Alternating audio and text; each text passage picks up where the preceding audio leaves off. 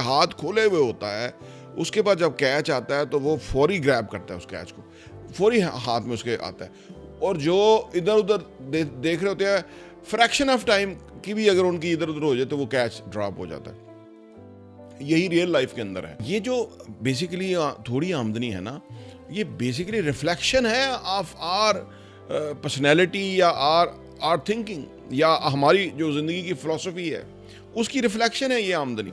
जो ही काम आप कर रहे हैं दुनिया में, ये नहीं कि उसी दफ्तर में या उसी शहर में या उसी मुल्क में, दुनिया में जो सबसे अच्छा काम वो कर रहा है वो आपको उसको ज़हन में रखते हुए काम करना चाहिए कि अगर मेरी सूरत हाल के अंदर वो होता तो वो क्या करता। सबसे बड़ा कातिल, ज़हर कातिल आसानी है। अगर आपने आसानी को गले लगाया हुआ है ना, तो ये आप इसको त्याग दीजिएगा, इसको फेंक दीजिएगा, क्योंकि यही आपकी सबसे बड़ी दुश्मन है। सारी चीज़ें हमारे इख्तियार के अंदर है। वो नेगेटिव थिंकिंग के ऐसे लूप में फंसे होते हैं कि जहां उनको कोई अपॉर्चुनिटी नज़र नहीं आती, क्योंकि वो उसको इतना बड़ा कर चुके होते हैं।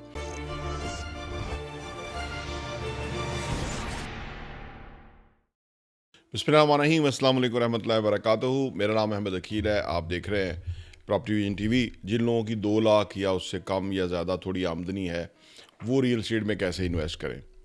बुनियादी तौर पे रियल एस्टेट के अंदर वही इन्वेस्ट कर सकता है जो इमेजिन कर सकता है, तसव्वुर कर सकता है, ख्याल कर सकता है, यानी वो उम्मीद रख सकता है कि वो रियल एस्टेट में इन्वेस्ट करेगा।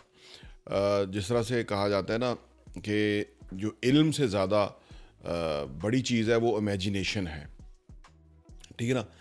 ये बहुत इंपॉर्टेंट बात है। इल्म से भी बड़ी चीज़ इमेजिनेशन है, क्योंकि अल्लाह ने इंसान को सलाहियत इतनी दी है कि अगर वो कुछ इमेजिन कर सकता है अपनी ज़िंदगी के अंदर कि ये मेरी ज़िंदगी में आएगी, खुशहाली, प्रॉपर्टी, एसेट्स, रेंटल इनकम मुझे आएगी, तो वो हासिल कर सकता है, ठीक है ना। इसको लोग आमतौर पर नहीं समझते।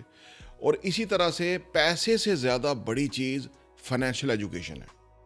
पैसे से बड़ी चीज़ फाइनेंशियल एजुकेशन है। जितने गरीब है ना, वो कहते हैं जी पैसे आएंगे तो हम प्रॉपर्टी भी ले लेंगे, पैसे आएंगे तो हम असासे बना लेंगे, पैसे आएंगे तो हम अमीर हो जाएंगे, कारोबार भी कर लेंगे। कितना बड़ा मिस करते हैं वो कि वो फाइनेंशियल एजुकेशन कहाँ है। पैसा तो आ ही जाता है। कौन बनेगा करोड़पति के अंदर जितने लोग आए हैं, करोड़ों रुपया कमा के गए हैं, उनमें से 90% लोगों के पास वो पैसा ही नहीं है, ख़त्म हो गया वो, क्योंकि उनके पास फाइनेंशियल एजुकेशन ही नहीं थी। पैसे का इस्तेमाल क्या है, पैसे की हैंडलिंग क्या है, पैसा चीज़ क्या है, ठीक है ना। पैसा आता कैसे है, पैसा जाता कैसे है, ठीक है ना। पैसा पैसा बेसिकली आंख से नहीं देखा जाता, पैसा दिमाग से देखा जाता है। ये क्रिएटिव तरह की चीज़ है, ठीक है ना। तो लोग आंख से देखना चाहते हैं कि भाई पैसा नज़र आ रहा है तो उनको, क्योंकि वो आंख या क्रिएटिविटी या उस लेवल से उनका ब्लैंक होता है, अंधेरा होता है, फॉग होता है उनके माइंड के अंदर। इसलिए प्रॉपर्टी विजन टीवी पे हम आपको काफ़ी सारी वीडियोस देते हैं जिसमें हम कहते हैं कि आप अपने दिमाग के अंदर जो जामद चीज़ें हैं उनको क्लियर करें, खोलें, तसव्वुरात के अंदर जाएं, इमेजिनेशन में जाएं, मेडिटेशन में जाएं, ठीक है ना। माइंड साइंसेस को समझें, ये दिमाग किस तरह से काम करता है, हमारा सबकॉन्शियस किस तरह से काम करता है। हम जो समझते हैं ना वही हम बनते हैं, ठीक है ना। दिमाग को ये नहीं पता कि ये जो सोच रहा है बंदा ये फेक है या रियल है, ठीक है ना। अगर हम सोचते हैं कि हमारी 2 लाख आमदनी है और हम सोचते हैं कि हमारी आमदनी 10 लाख रुपए हो गई है, ठीक है ना, वो हो गई है, अब हम सोचते हैं वो है हमारी आमदनी 10 लाख रुपया, उसी के मुताबिक एक्ट करते हैं, उसी के मुताबिक सोचते हैं, उसी के मुताबिक फैसले करते हैं, उसी के मुताबिक एसेट्स के अंदर इंटरेस्ट लेना शुरू करते हैं कि ये मैं लूँगा, ठीक है ना। तो आपकी आमदनी के अंदर फ़र्क आ जाएगा और आप वो चीज़ ले लेंगे। ये कोई जो भी अमीर हुए हैं, अगर आप सोचें कि अगर वो तनख्वाह ले के अमीर हुए हैं तो ऐसा तो नहीं है। अगर कोई सोचे कि वो ये पर्टिकुलर काम करके अमीर हुए हैं तो ऐसा नहीं है। वो मुख्तलिफ चीज़ें करके अमीर हुए हैं, ठीक है ना। उनकी ज़िंदगी में मुख्तलिफ चीज़ें आई हैं और they are ready for that those opportunities जो उनके जहन के अंदर ऑलरेडी थी। मेरे जहन में कोई अपॉर्चुनिटी की तलाश है, आप सोचिए, और मैं उसके लिए प्रिपरेशन कर रहा हूँ और मैं इस यकीन और मुसम्मम इरादे के साथ हूँ कि वो मेरी ज़िंदगी में चीज़ आएगी और उसको मैं विजुलाइज कर रहा हूँ, इमेजिन कर रहा हूँ।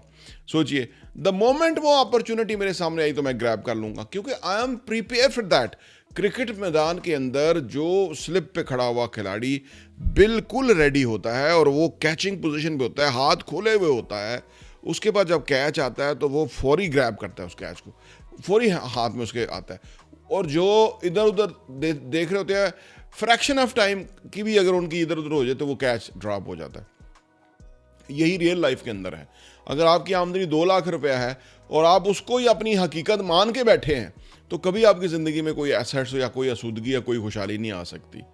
क्योंकि बेशुमार लोग जो है वो इसी में मस्त होते हैं। उन्हें पक्का यकीन होता है कि उनकी आमदनी 1 रुपये नहीं बढ़ सकती, क्योंकि हर नाकामी का रास्ता उनकी ज़हन के अंदर होता है, लेकिन कामयाबी का रास्ता उनकी ज़हन के अंदर नहीं होता। आपको किताबें पढ़नी होगी, फाइनेंशियल एजुकेशन लेनी होगी, आप जो काम कर रहे हैं उस काम में आपको अपग्रेडेशन करनी होगी, वैल्यू डिलीवर करनी होगी। अगर वहाँ आपका चांसेस नहीं नज़र आ रहे तो कुछ ऐसी रास्ते तलाश करने होंगे जहाँ से आपकी आमदनी बढ़ना शुरू हो, और वो मुमकिन है। अगर आप ये 2 लाख रुपए कमा सकते हैं तो आप 20 लाख रुपए भी कमा सकते हैं।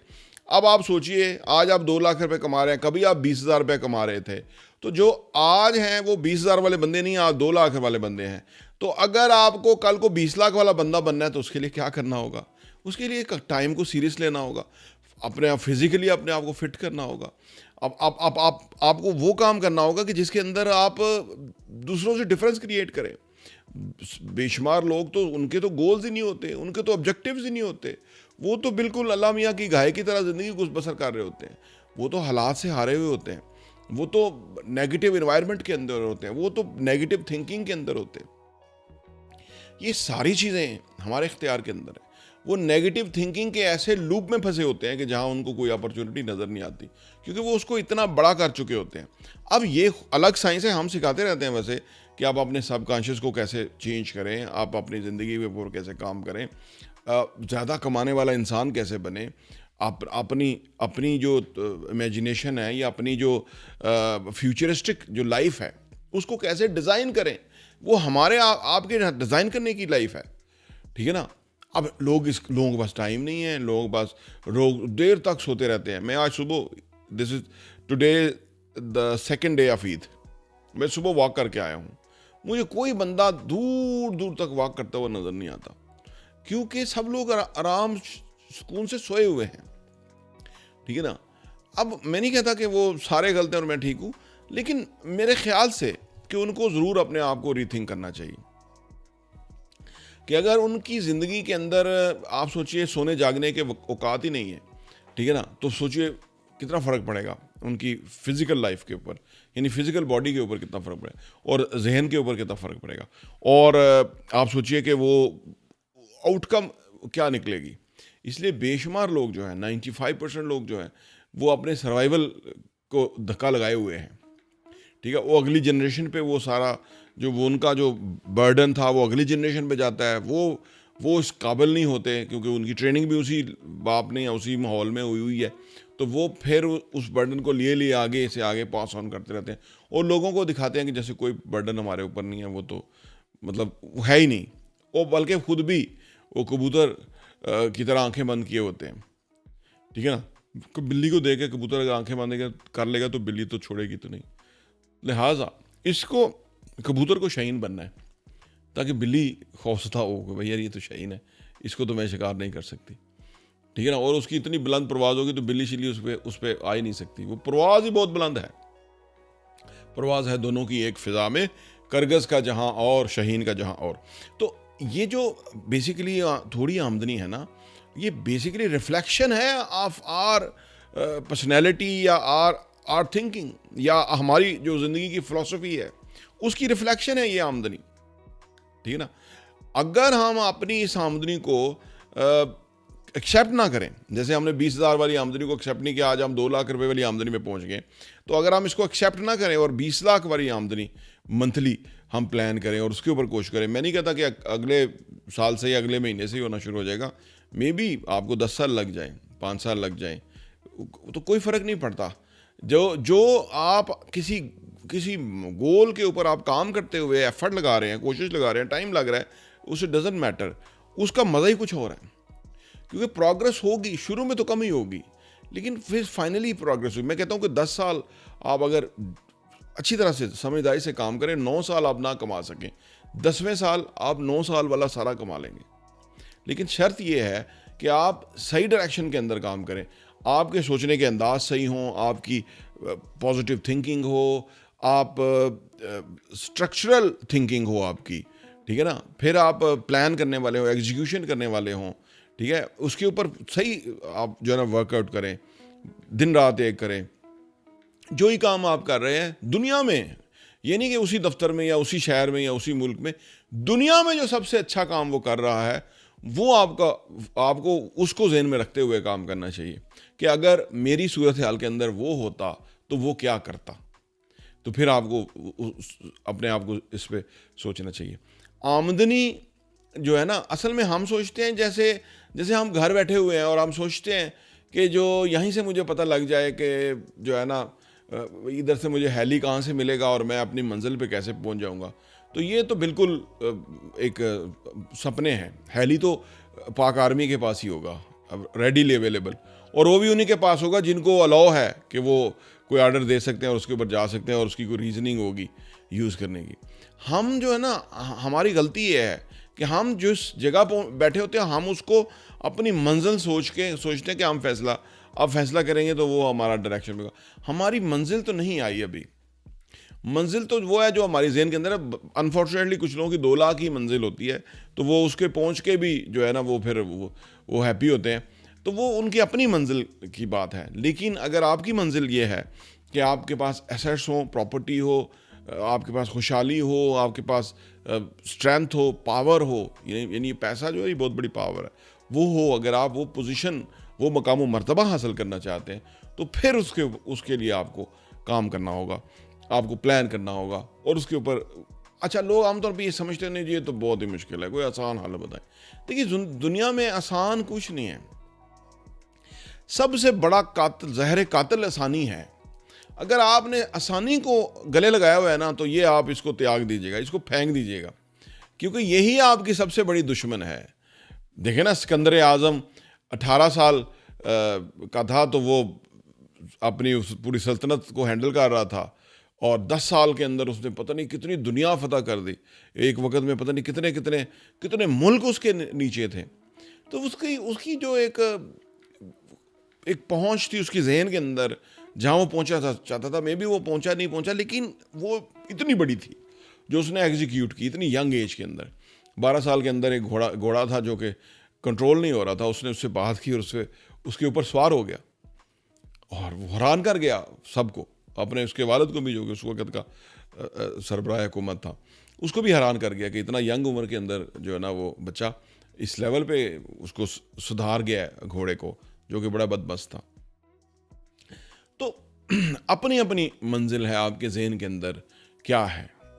अगर कोई छोटी मोटी सोच कि आप मालिक हैं तो मुझे अफसोस होगा, मुझे बहुत अफसोस होता है उन लोगों के ऊपर जो छोटी मोटी सोच के मालिक है। उसकी वजह ये कि अल्लाह ने उनको, जैसे मौलाना रूमी ने कहा कि अल्लाह ने उनको पर दिए हैं तो फिर भी वो रेंग रहे हैं, ठीक है ना। अल्लाह ने हमें पर दिए हैं क्योंकि हमें अशरफुल मखलूक़ात बनाया है और हमारे ताबे सोचो कितनी मखलूक़ात दिए हैं। फिर उधर बनाते ही उसको कहा फरिश्तों को कि तज़ीम से सजदा करें, इसके पास इल्म है, मैंने कुछ लफ्ज़ सिखा दिए आदम को और कहा इसके पास इल्म है, इसको सजदा करें तज़ीम से, और शैतान ने नहीं किया।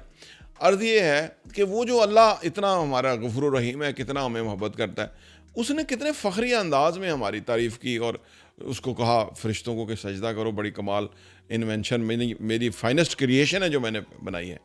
तो फिर अगर फ़र्ज़ करें हमारी 2 लाख से बाद आमदनी नहीं ज़्यादा हो रही तो अल्लाह तो सोचता ही होगा कि यार आपके पास तो 20 नहीं 2 करोड़ महीना कमाने की मैंने एबिलिटी, सलाहियत दे रखी है और फिर आप 2 लाख के ऊपर जो है इत्तफाक करके बैठे हुए हैं क्योंकि आपके अंदर सलाहियतें मौजूद हैं। फिर वही अगेन जो हमारा माशरा है, जो हमारा माहौल है, जो हमारी सोच है, जो हमारे वालिदैन है, जो हमारे रिश्तेदार हैं, जो हमारा हल्का अहबाब है, वो हमारे ऊपर इम्पैक्ट करता है। वो हमें, जब से हम पैदा होते हैं ना, जब हम 4-5 साल के होते हैं तो हम बहुत बड़े रईस होते हैं, बहुत बड़े सक्सेसफुल इंसान होते हैं। लेकिन 6 साल के बाद हम स्कूल में, जैसे मैं गया 6 साल में, जब मैं स्कूल गया तो उन्होंने कहा ये कितनी उंगलियां हैं, तो मुझे नहीं एकदम उन्होंने पूछ लिया तो मैं नहीं बता सका। तो मेरा भाई भी साथ में था, उसको पूछा कितनी उंगलियां? उसने कहा ये 5। तो उन्होंने उसी वक्त मुझे कहा कि ये मेरे बारे में कहा कि ये नालायक बच्चा है, और वो उसके बारे में, भाई के बारे में कहा कि ये ज़हीन है। मैंने स्कूल में कदम नहीं रखा। बस यहाँ से ही हमारी तनज़्ज़ुली शुरू हो जाती है उस सिस्टम के हवाले से, और घर से भी, कि बेटा आपसे ये गिर गया, आप देखो नालायक बच्चे हो, आप देखो अच्छे काम करो, ये बुरे काम हैं। यानी हमें उसी पैमाने के ऊपर फिक्स कर दिया जाता है कि वो फिर हम उम्र भर बस उनको मुतमिन नहीं करते रहते हैं कि ये मैंने अच्छा काम किया तो मैं अच्छा बच्चा हूँ। असल जो हमारा जो डायरेक्शन थी, फोकस था, हमारे जो कैपेसिटी और कैपेबिलिटी थी, वो खो जाती है। वो हम कहते हैं वो तो छोड़ो, ये जो दुनिया है इनको तो मुतमिन कर लो। फिर हम बाहर निकलते हैं तो वो हमें और बातें समझ आती हैं, और कोई बताता है, ठीक है ना। वो फिर इतने थपेड़े और इतनी सिचुएशन में डल के हम फिर अपने आप को इतना छोटा सा इमेजिन कर लेते हैं ना, कि हम कहते हैं कि हमारा गुजारा हो जाए तो बहुत है, ठीक है ना। इस लेवल पे हमें जो है थपेड़े मार मार के, उल्टी सीधी बातें बता के तुम नालायक हो, तुम नहीं कर सकते, तुमने ये क्या किया, ज़िंदगी में क्या करोगे, पैसा कैसे कमाओगे, तुम्हें तो कोई लड़की नहीं देगा, तुम्हें तो कोई ढंग का काम नहीं आता, ठीक है ना, क्या बकवास है, तुम क्या हो, कुछ भी नहीं हो। यानी ये सुन के फिर हम अपने आप को इतना नीचे बौना बना लेते हैं। तो ये बहुत बड़ी चैलेंज है ज़िंदगी के अंदर, जो कि आपको अपनी आमदनी को देखते हुए और इन चीज़ों को देखते हुए उससे आगे निकलना है। तो ये अनफॉर्चुनेटली एक ऐसा सिस्टम डिज़ाइन कर दिया गया है जिसकी वजह से हम जो हम डिलीवर कर सकते हैं, या जो हम दे सकते हैं, जो हम प्रोड्यूस कर सकते हैं, या जो हम मकाम मर्तबा हासिल कर सकते हैं, वो हमें नहीं करने दिया जाता। लेकिन अगर हम अपना कंट्रोल लें तो फिर हमें कोई दुनिया की ताकत रोक नहीं सकती। और आमदनी तो फिर बढ़ाना तो छोटी चीज़ है, और बहुत कुछ हम कर सकते हैं, और हम इंशाअल्लाह ताला करेंगे। जो लोग प्रॉपर्टी विजन टीवी सब्सक्राइब किए हुए हैं, घंटी का बटन प्रेस किए हुए हैं, उनको इस तरह की इन्फॉर्मेशन मिलती रहेगी। मेरा यकीन है कि उनकी ज़िंदगी में बहुत बड़ा इम्पैक्ट आएगा। प्रॉपर्टी विजन टीवी देखने का बहुत बहुत शुक्रिया।